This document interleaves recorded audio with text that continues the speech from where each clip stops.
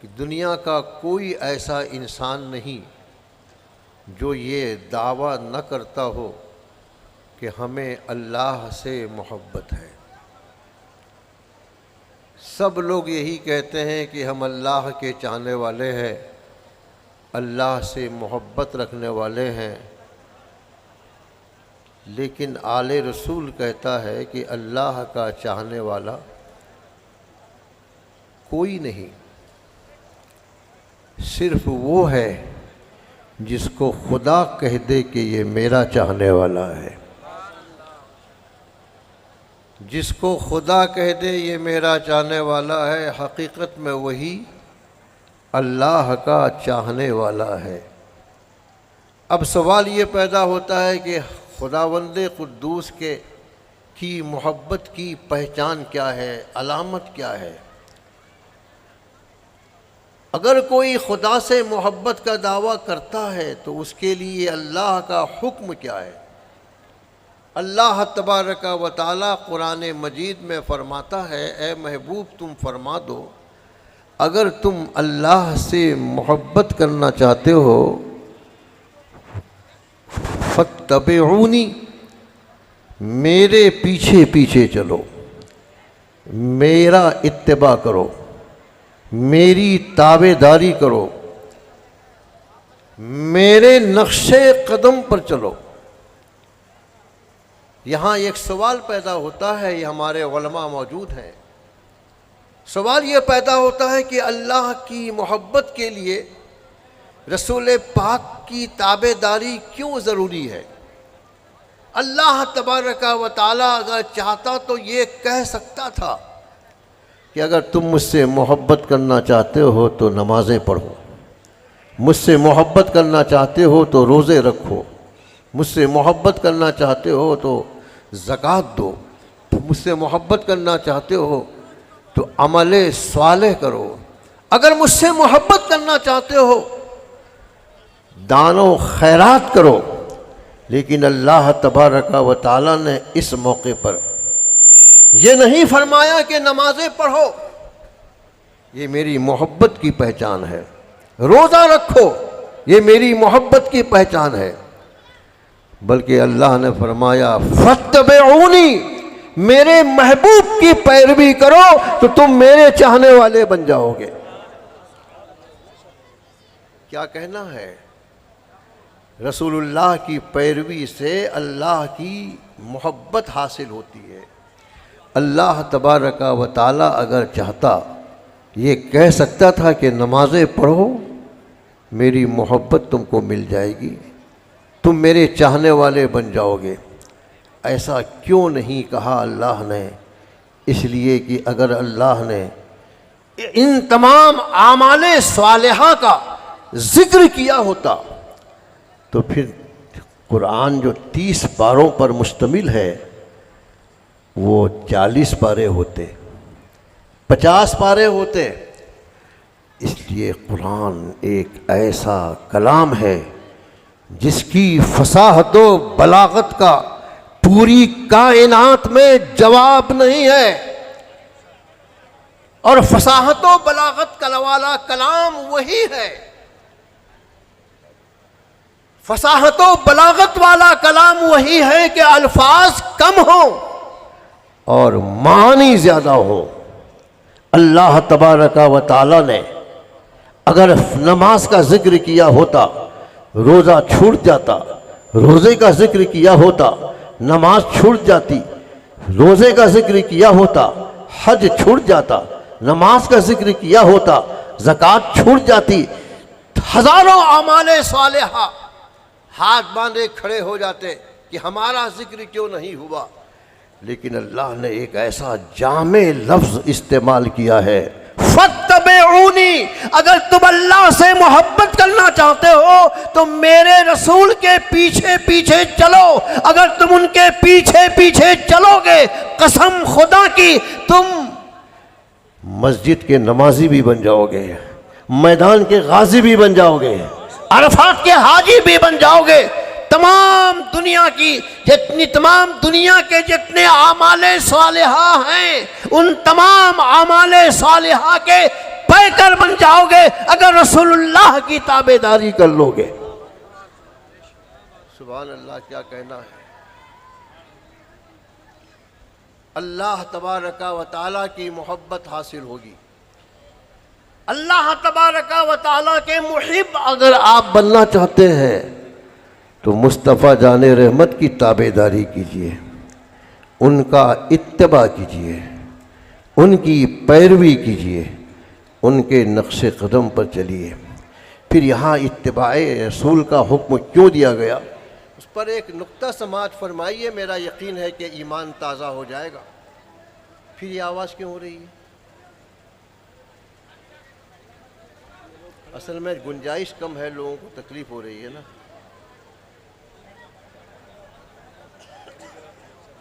اور جگہ تو نکالی نہیں جا سکتی، اور جگہ تو نکالی نہیں جا سکتی۔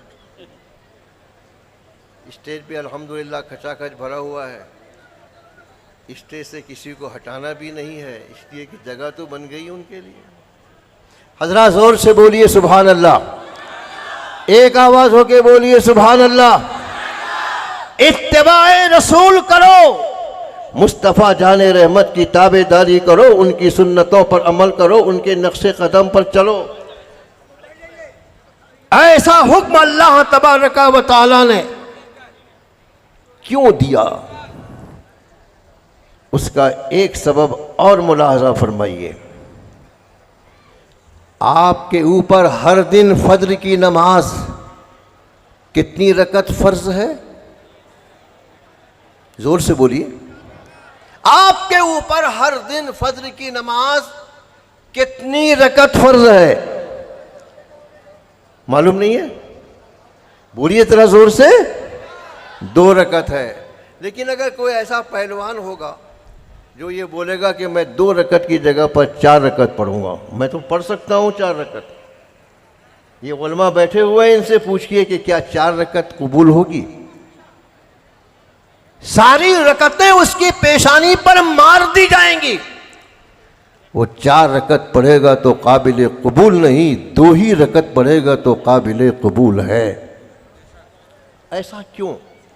وہ بندہ عرض کرتا ہے کہ میں نے 4 رکعت نماز پڑھی تو قیام ہمارا 4 ہوا، 4 رکعت نماز پڑھی تو ہمارے رکوع 4 ہوئے، 4 رکعت نماز پڑھی تو ہمارے سجدے 8 ہوئے، تسبیحیں بھی بڑھ گئیں، تحلیلیں بھی بڑھ گئیں، قرات بھی بڑھ گئی، 4 مرتبہ سورہ فاتحہ کی تلاوت بھی میں نے کی۔ 2 رکعت پڑھنے والا 2 ہی مرتبہ سورہ فاتحہ کی تلاوت کرتا ہے، ہم نے 4 مرتبہ سورہ فاتحہ کی تلاوت کی، ہماری قبول نہیں ہے، اور 2 مرتبہ پڑھنے والے کو قبول۔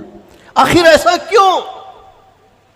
کان کھول کے سن لو، اللہ تبارک و تعالیٰ کی بارگاہ میں تعداد دیکھی نہیں جاتی، بلکہ مصطفیٰ جان رحمت کی پیروی دیکھی جاتی ہے، ان کا اتباع دیکھا جاتا ہے۔ یہاں کمیت نہیں، معاملہ کیفیت کا ہے۔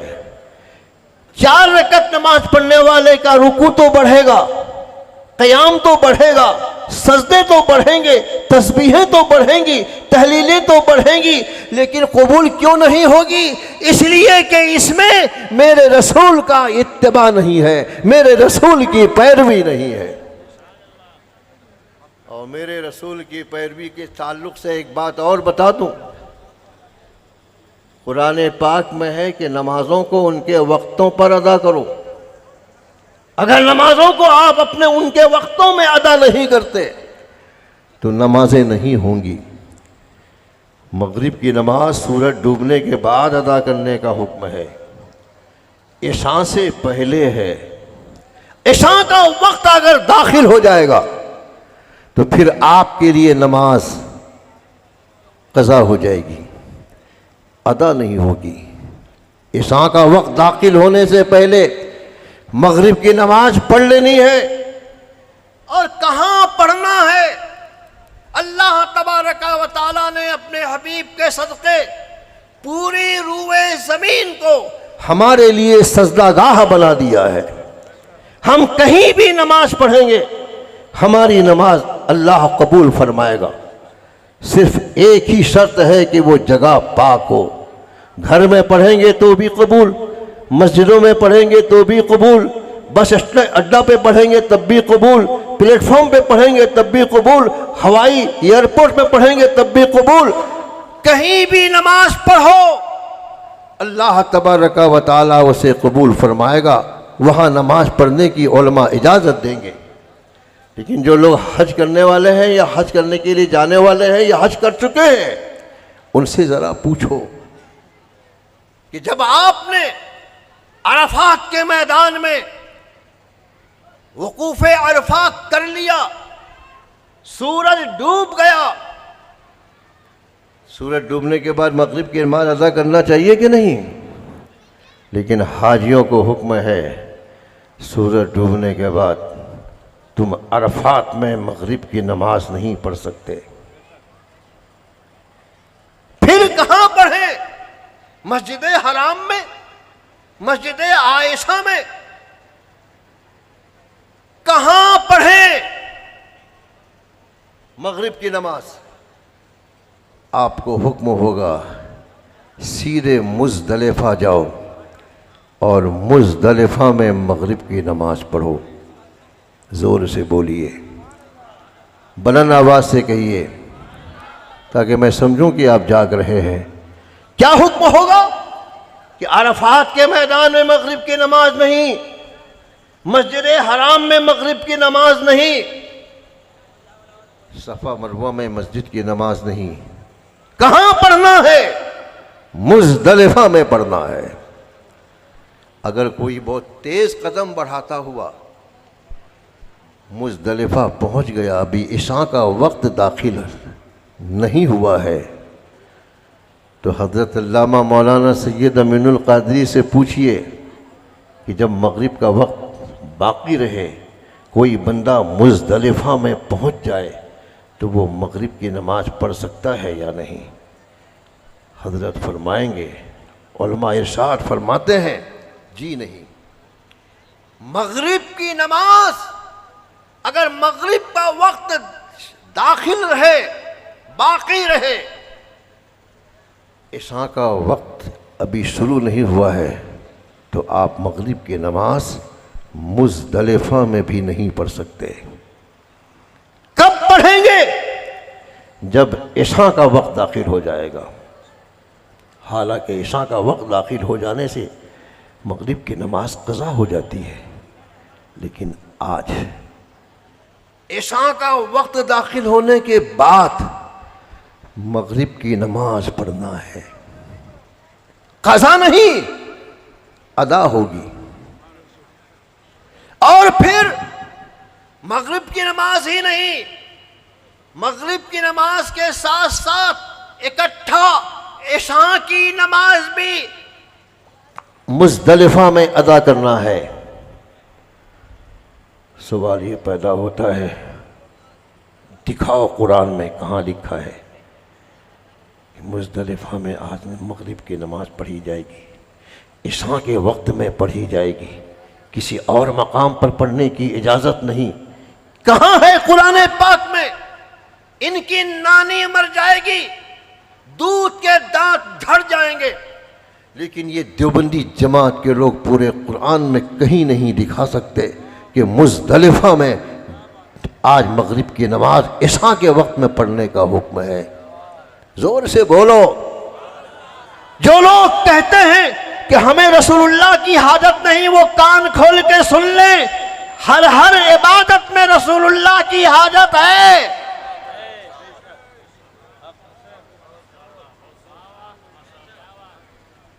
آج مزدلفہ میں مغرب اور عشاء دونوں نمازوں کو اکٹھا ادا کرنا ہے۔ کہاں ہے قرآن میں؟ نہیں۔ کہاں ہے؟ کیا جبرائیل امین نے کوئی وحی نازل کی ہے؟ وحی لے کے آئے ہیں کہ آج مغرب کی نماز مزدلفہ میں ادا کرنا ہے اور عشاء کے وقت میں ادا کرنا ہے؟ قرآن سے ثابت کرو۔ یہ تو ثابت نہیں کر سکتے، مگر مدرسہ شرفیہ کا ابتدائی طالب علم بھی ثابت کر سکتا ہے۔ یہ قرآن سے ثابت ہے۔ وہ کیا ہے؟ فَاتَّبِعُونِی نہیں، رسول اللہ کی تابعداری کرو، ان کا اتباع کرو۔ میرے سرکار نے حجۃ الوداع کے موقع پر عرفات کے میدان میں مغرب کی نماز سورج ڈوبنے کے بعد نہیں پڑھی، مزدلفہ میں پڑھی، عشاء کے وقت میں پڑھی۔ یہ رسول اللہ کی ادا ہے، حکم دیا جاتا ہے عبادت خدا کی ہوگی، ادا نبی کی اپنائی جائے گی۔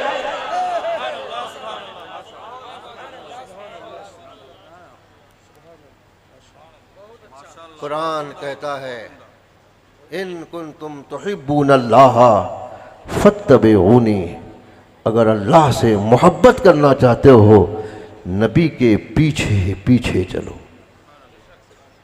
کہتے ہیں رسول اللہ کے چاہنے سے کچھ نہیں ہوتا، رسول اللہ کی ہمیں حاجت نہیں ہے۔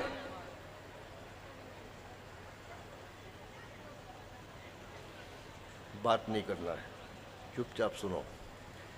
حضرات، آپ نماز کس طرح سے پڑھتے ہیں ذرا ہمیں بتائیے۔ سب سے پہلے نیت کرنے کے بعد کان کی لو تک ہاتھ اٹھاتے ہیں، اس کے بعد آپ کیا کرتے ہیں؟ بولیے گا ذرا زور زور سے، جو نماز پڑھنا جانتے ہیں وہی بولیں گے۔ کان کی لو تک ہاتھ اٹھاتے ہیں، اس کے بعد کیا کہتے ہیں؟ بولیے اللہ اکبر، زور سے بولیے اللہ اکبر۔ اس کے بعد کیا کرتے ہیں؟ ناف کے پہ نیچے تحریمہ باندھ لیتے ہیں۔ کچھ لوگ یہاں پر بھی تحریمہ باندھتے ہیں۔ وہ اگر کسی امام کے مقلد ہیں، امام شافعی کے ہوں یا امام احمد ابن حنبل کے ہوں تو ان کے لیے تو حلال ہے، لیکن اگر وہ کسی امام کے مقلد نہیں ہیں، خود کو اہل حدیث کہتے ہیں، ان کو ہم غیر مقلد کہتے ہیں، ان کے لیے ہرگز سینے پہ ہاتھ باندھنے کی اجازت نہیں۔ کسی ایک امام کی تقلید ضروری ہے۔ تمہارے پاس اتنا علم نہیں ہے کہ قرآن و حدیث سے اپنے مسائل مستنبط کر سکو۔ ایک حدیث بھی تم صحیح پڑھ نہیں سکتے۔ میرے پیر و مرشد سیدنا حضور مجاہد ملت علیہ رحمت و رضوان نے ایک زمانے میں یہ چیلنج کیا تھا غیر مقلدوں کو، اہل حدیث کو، کہ میرے سامنے وہ حدیث تم پڑھ کے سنا دو جس حدیث کے بارے میں تم کو زیادہ تحقیق ہے، اور اس حدیث سے متعلق میرے سوال کے جواب دے دو تو میں تم کو 1100 روپے کا انعام دوں گا۔ زور سے بولو۔ اس زمانے کا 1100 آج کم سے کم 11 لاکھ ہے، اس سے بھی زیادہ ہوگا۔ لیکن غیر مقلدوں کے کسی بھی فرد کے اندر یہ ہمت نہیں ہوئی کہ وہ مجاہد ملت کے اس چیلنج کو قبول کر سکے۔ تم تو کبھی بھی اتنا علم نہیں رکھتے ہو جس سے تم ہر قرآن و حدیث سے مسئلے نکال سکو۔ اس لیے بھائیو، غیر مقلد مت بنو، اہل حدیث مت بنو۔ بننا ہو حنفی بنو، شافعی بنو، حنبلی بنو، مالکی بنو۔ قسم خدا کی، جس امام کی تقلید کرو گے اللہ تبارک و تعالی تمہاری اس تقلید کو قبول کرے گا اور تم کو جنت الفردوس میں مقام اعلیٰ عطا فرمائے گا۔ ایک مسئلہ بتاتا ہوں آپ کو۔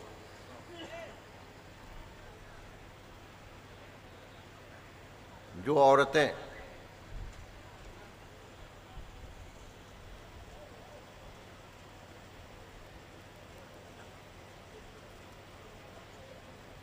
طلاق یافتہ ہیں، ان کو ان کے شوہر نے طلاق دے دی، وہ کیا کریں گی؟ عدت گزاریں گی کہ نہیں؟ عدت گزاریں گی نا۔ مسئلے بھی جانو، مسئلے۔ ابھی ہمارے بہت اچھے نعت خواں اور شاعر جناب دلبر شاہی موجود ہیں کہ نہیں؟ چلے گئے؟ وہ پڑھ رہے تھے بہت افسوسناک بات آپ کو سناتا ہوں. وہ پڑھ رہے تھے، بہت اچھا پڑھ رہے تھے، اس میں کوئی شک نہیں. لیکن جب انہوں نے کہا کہ اب علماء موجود ہیں، ان کی تقریر سنیے، میں پھر بعد میں آؤں گا، منتظمین جلسہ ہی نے ان کو اشارہ کیا تھا کہ اب نعت خوانی کا سلسلہ بند کر دیجئے، اب تقریر کا سلسلہ شروع ہوگا. انہوں نے بھی یہی کہا اور ایک دم سے سچ بولے. مگر یہاں سے کسی کی آواز آئی، کچھ لوگوں کی آواز آئی، اور پڑھیے، بے ادبی ہے، بے ادبی ہے، بے ادبی ہے، مداخلت کرنے کا آپ کو حق نہیں ہے. نعت خوانی تو سننا، نعت خوانی ضرور عبادت ہے، سننا بھی عبادت ہے، لیکن آپ نے کسی ایک شعر کا کوئی مفہوم سمجھا ہو تو مجھے بتا دے. یہ سلسلہ بند کرو، اپنے علماء کی موجودگی میں یہ توہین نہ کرو. نعت خوانی عشق رسول کی علامت ضرور ہے، لیکن اس سے زیادہ ضرورت ہے رسول پاک کی سنتوں کو جاننا اور ان سنتوں کی تبلیغ کرنا. سنتوں کی تبلیغ کے لیے ہندوستان میں ایک عظیم الشان جماعت ہے، جس جماعت کا نام سنی دعوت اسلامی ہے. وہ سنیت کی تبلیغ بھی کرتی ہے اور لوگوں کو سنیت کا متوالا بنا رہی ہے. حضرات، میں یہ عرض کر رہا تھا کہ عدت گزارنے کے لیے عدت گزارنا ضروری ہے نا طلاق یافتہ کا. وہ عدت کتنے دن گزارے گی پتہ ہے؟ ایسا مسئلہ معلوم کرنا ضروری نہیں ہے. اور پڑھیے، یہ مسئلہ جاننا ضروری ہے کہ نہیں بھائیوں؟ آپ لوگوں سے بھی گزارش ہے کہ ان کا وقت ضائع نہ کرو، بلکہ ہمیشہ ان کو مسائل شرعیہ سے آگاہ کرتے رہو، اس لیے کہ جتنا علم ان کو زیادہ ہوگا اتنا ہی زیادہ وہ خدا کی معرفت حاصل کرتے رہیں گے. اگر کسی خاتون کو طلاق دے دی گئی تو اس کو عدت گزارنا ہے. کتنا دن عدت گزارنا ہے آپ لوگوں میں سے کسی کو پتہ ہے؟ اگر نہیں پتہ ہے تو کتنے افسوس کی بات ہے. پتہ معلوم کیجئے، میں بتاتا ہوں آپ کو کتنا دن عدت کا گزارنا ہوگا.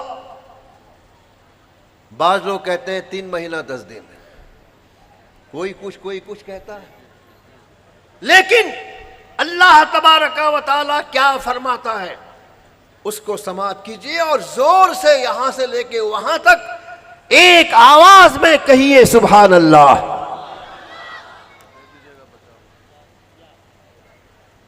عدت کے کتنے دن ہوتے ہیں؟ حضرت مولانا حسن رضا صاحب تشریف لا چکے ہیں؟ نہیں.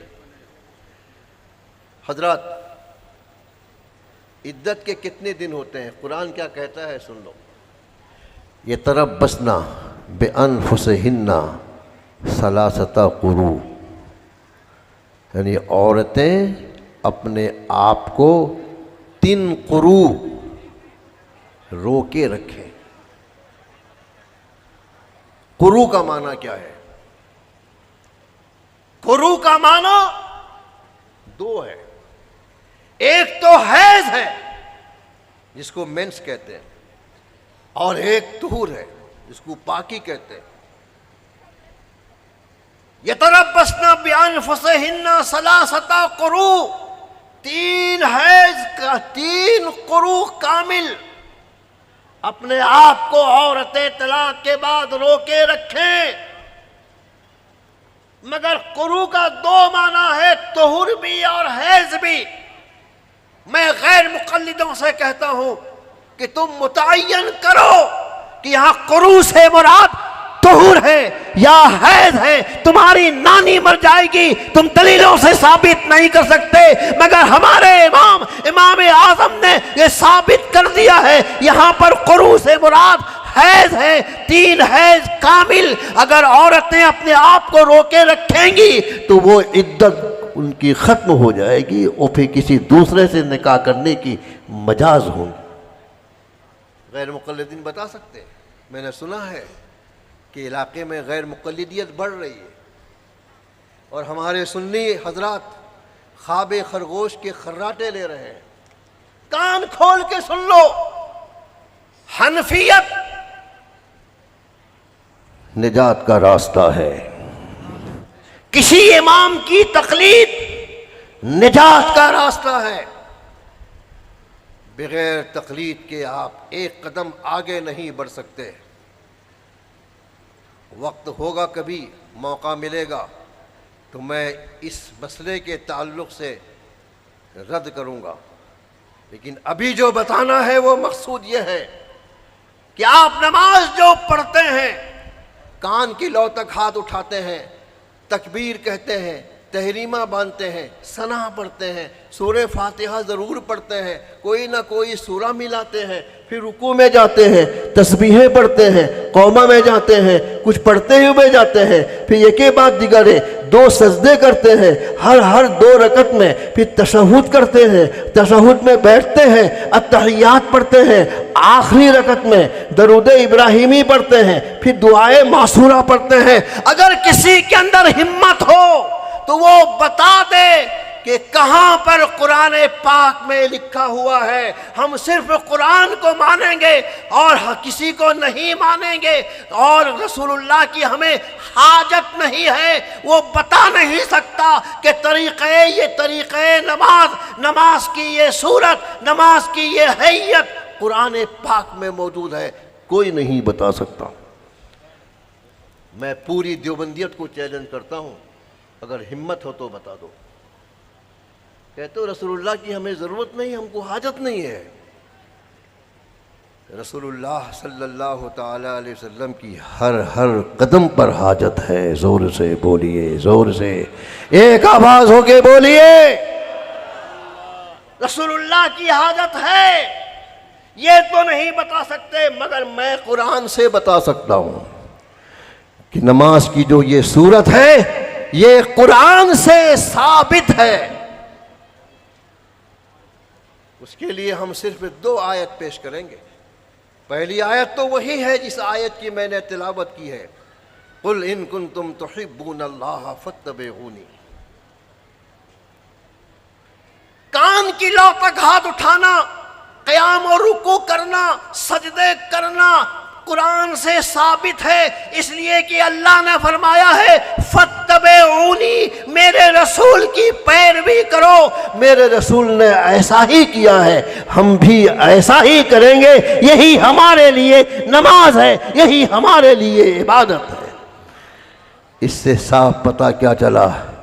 قیام رکوع، قیام اللہ کے لیے ہوگا، رکوع اللہ کے لیے ہوگا، سجدے اللہ کے لیے ہوں گے، تشہد اللہ کے لیے ہوگا، التحیات اللہ کے لیے، تسبیحیں اللہ کے لیے، تحلیلیں اللہ کے لیے ہوں گی، لیکن ادا نبی کی اپنائی جائے گی، سنت رسول اللہ کی عمل کی جائے گی، رسول اللہ کا اتباع کیا جائے گا، ان کی تابع داری کی جائے گی۔ اسی تابع داری میں ہماری عبادت مضمر ہے، اسی تابع داری میں ہماری عبادت پوشیدہ ہے۔ اب میں آخری بات کہتا ہوں آپ سے، سچی بات ہمیں بتائیے گا، یہ کان کے لو تک ہاتھ کس نے اٹھایا تھا؟ رسول اللہ نے۔ زور سے بولیے، ایک آواز ہو کے بولیے، کس نے اٹھایا تھا؟ رسول اللہ نے۔ اور معراج کی رات جب رسول پاک تشریف لائے اور اللہ تبارک و تعالیٰ کا پیغام سنایا کہ تمہارے اوپر 5 وقت کی نماز فرض ہے، تو صحابہ لمبا ہے، صحابہ نے پوچھا تھا یا رسول اللہ ہم نماز کس طرح پڑھیں؟ تو میرے نبی نے یہ نہیں فرمایا ابھی رک جاؤ، جبرائیل آئیں گے طریقے نماز بتائیں گے تو میں تم کو بتاؤں گا، بلکہ نبی نے فرمایا صلو کما رأیتمونی وصلی، تم نماز پڑھو اس طرح جیسے مجھے پڑھتا ہوا دیکھو۔ زور سے بولو۔ یہ کان کی لو تک ہاتھ کس نے اٹھایا تھا؟ رسول اللہ نے۔ تحریمہ کس نے باندھا تھا؟ ناف کے نیچے رسول اللہ نے۔ ثنا کس نے پڑھی تھی پہلے؟ رسول اللہ نے۔ سورہ فاتحہ کی تلاوت اور سورت کون ملایا تھا؟ رسول اللہ نے. اس کے بعد رکوع کس نے کیا تھا؟ رسول اللہ نے. ایک کے بعد دیگرے 2 سجدے کس نے کیے تھے؟ رسول اللہ نے. پتہ کیا چلا؟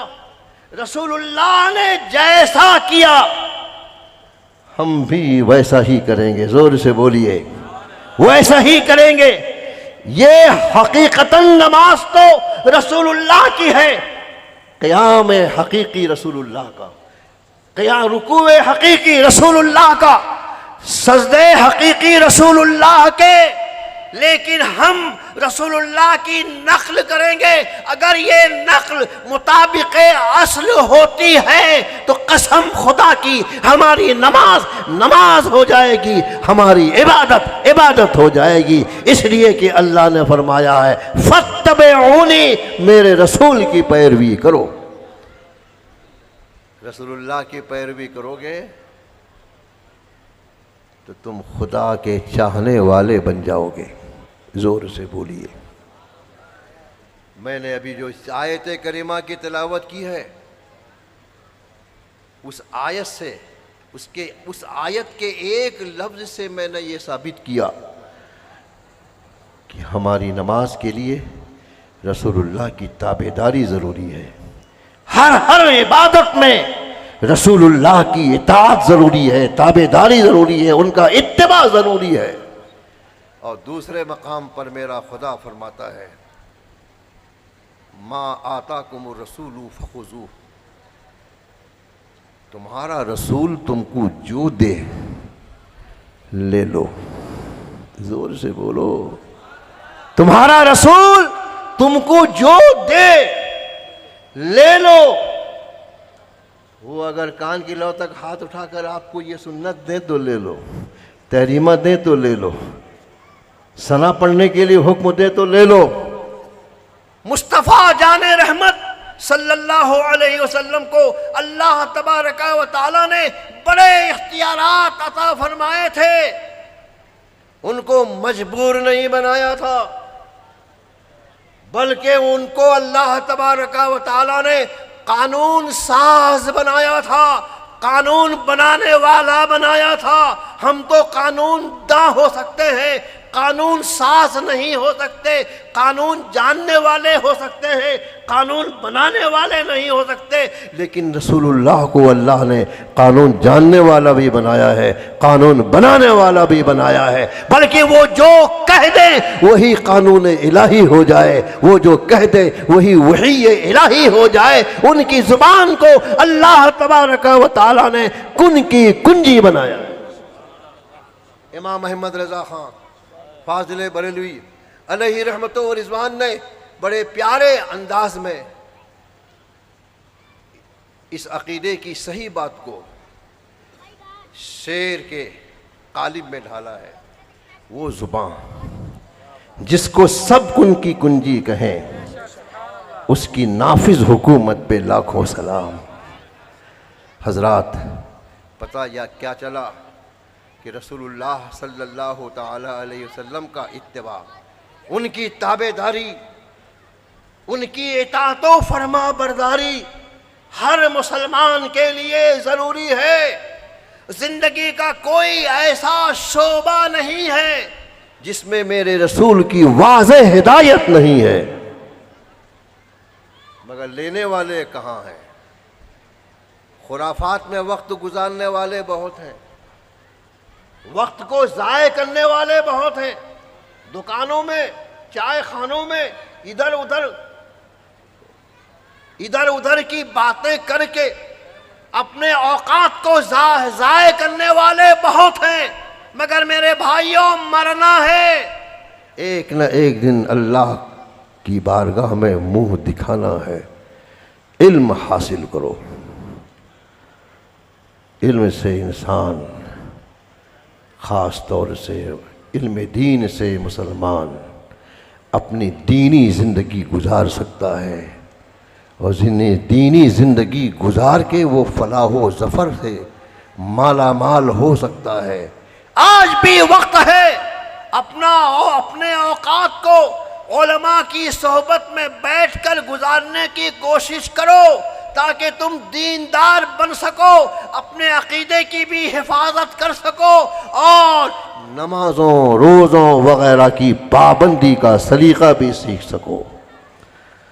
مدرسہ شرفیہ جو قائم کیا گیا ہے، یہ مدرسہ اللہ تبارک و تعالیٰ کے رسول کا گھر ہے۔ ایک حدیث میں نے بچپنے میں کبھی پڑھی تھی، مجھے یاد نہیں ہے کس کتاب میں ہے، لیکن یہ ہے کہ المسجد بیت اللہ والمدرسۃ بیتی، یعنی مسجد خدا کا گھر ہے اور مدرسہ رسول اللہ کا گھر ہے۔ سبحان اللہ۔ یہی وجہ ہے کہ اس گھر میں، مدرسے میں، رسول اللہ کے گھر میں جو بچے تعلیم حاصل کرتے ہیں ان بچوں کو مہمانان رسول کہا جاتا ہے۔ مہمانان رسول کی اگر آپ نے خدمت کی ہے، کھانا کھلایا ہے، پانی پلایا ہے، کپڑے پہنائے ہیں، ان کی ضرورتوں کو پورا کیا ہے، یقین جانو رسول اللہ کے مہمان کی خدمت آپ یہاں کریں گے، کل قیامت کے دن رسول اللہ کی شفاعت سے مالا مال ہو جائیں گے۔ وما علینا الا البلاغ۔